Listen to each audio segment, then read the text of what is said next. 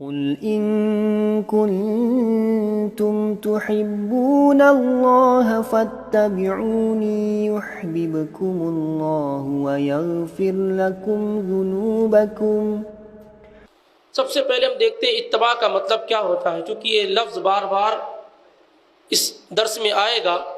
اتباع کا مطلب ہوتا ہے تابع داری کرنا، فرما برداری کرنا، پیچھے پیچھے چلنا۔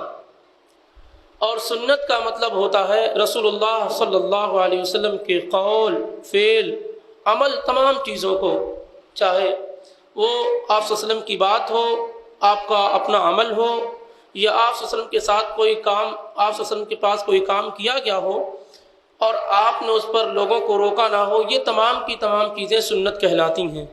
تو اس طریقے سے اتباع سنت کا مطلب یہ ہوگا کہ رسول اکرم صلی اللہ علیہ وسلم کے طریقے کی تابعداری، آپ کے اسوے کی اور آپ کے عمل کے پیچھے پیچھے چلنا، فرما برداری کرنا۔ دنیا میں ایک ہی ایسی ذات ہے جس کی فرما برداری کا، جس کی اتباع کا مکمل اور مطلق طور پر حکم دیا گیا ہے۔ دنیا میں صرف ایک ہی ایسی ذات ہے اللہ کے بعد جن کی اطاعت و فرما برداری کا مطلق حکم دیا گیا ہے، یعنی کوئی اور اگر حکم دے گا آپ کو، والدین بھی بڑے اہم ہوتے ہیں، لیکن ان کے حکم میں یہ دیکھا جائے گا کہ آیا وہ درست بات کا حکم دیتے ہیں یا غلط بات کا حکم دے رہے ہیں، کوئی بھی ہو ایسے۔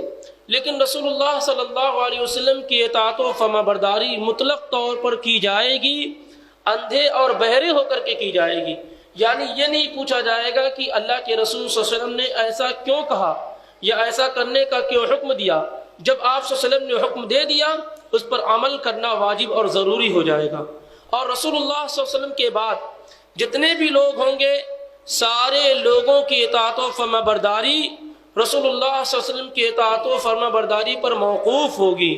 یعنی اگر کسی آدمی کی بات رسول اللہ صلی اللہ علیہ وسلم کے بات کے موافق ہوگی، مطابق ہوگی، تب اس کی بات قبول کی جائے گی۔ اگر اس کی بات رسول اللہ صلی اللہ علیہ وسلم کے موافق اور مطابق نہ ہوگی تو پھر اس کی بات قبول نہ کی جائے گی۔ یہ اس لیے کہ اس دور میں ہمارے ہاں غلط فہمیاں بہت زیادہ ہیں۔ یا یوں سمجھ لیجئے کہ ہم نے نبی علیہ السلام کے مقام اور مرتبے کو صحیح طریقے سے پہچانا نہیں ہے۔ ہمارے بہت سارے بھائی ایسے ہیں جو رسول اللہ صلی اللہ علیہ وسلم کی باتوں کے مقابلے میں اوروں کی بات کو بھی پیش کرتے ہیں یا انہیں ماننے کی کوشش کرتے ہیں۔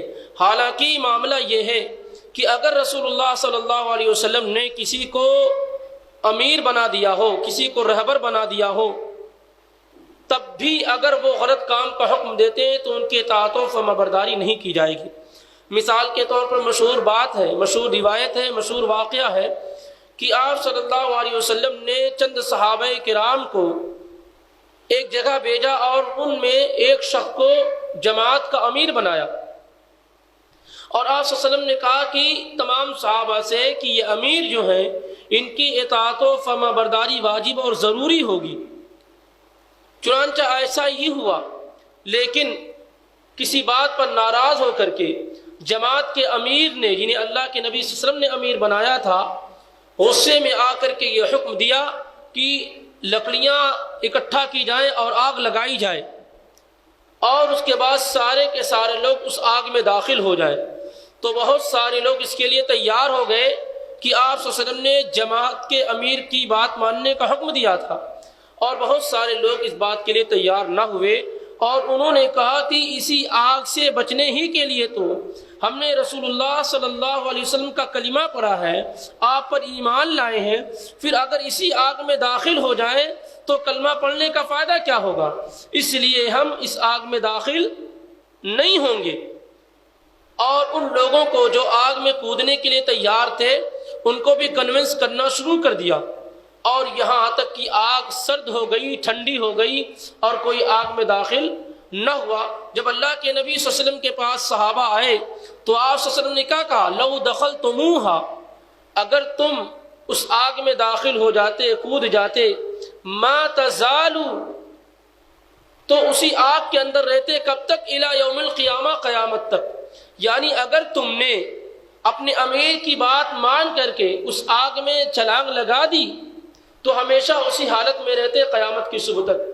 پھر آپ صلی اللہ علیہ وسلم نے قاعدہ بیان کیا، لا طاعت فی معصیت الخالق یا فی معصیت اللہ، اللہ کی نافرمانی کر کے کسی بھی انسان کی اطاعت و فرمانبرداری نہیں کی جائے گی. انما الطاعت فی المعروف، اطاعت و فرمانبرداری صرف معروف کاموں میں، بھلے کاموں میں کی جائے گی.